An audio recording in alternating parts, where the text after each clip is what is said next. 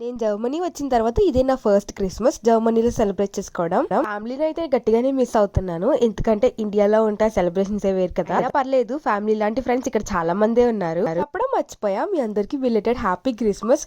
ఇంతకీ మీరు క్రిస్మస్ ఎలా సెలబ్రేట్ చేసుకున్నారు అనేది కమెంట్ చేసేయండి. మార్నింగ్ అయితే మంచిగా bread halwa, prawns curry, chicken biryani అయితే చేసుకున్నాం. చికెన్ కర్రీ ఏమో మన కెమెరామెన్ చేశారు, ఈ బిర్యానీ అయితే మాత్రం నేనే చేశాను. ఈ క్రెడిట్ మొత్తం నాకే. ఏమో అనుకున్నా గానీ టేస్ట్ మాత్రం జబర్దస్త్ వచ్చింది. ఫ్యామిలీని అయితే మిస్ అయ్యాను, కానీ ఫ్రెండ్స్ అందరూ కలిపి కూర్చుని మంచిగా అన్ని వడ్డించుకుని మూవీ చూస్తూ కడుపు నిండా తింటే అసలైన సెలబ్రేషన్ అదే కదా.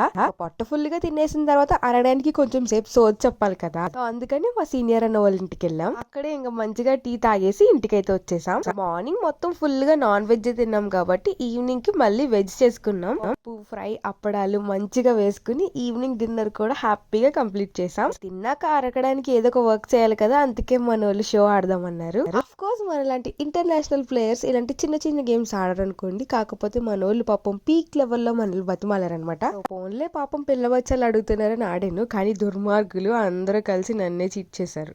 చెప్తా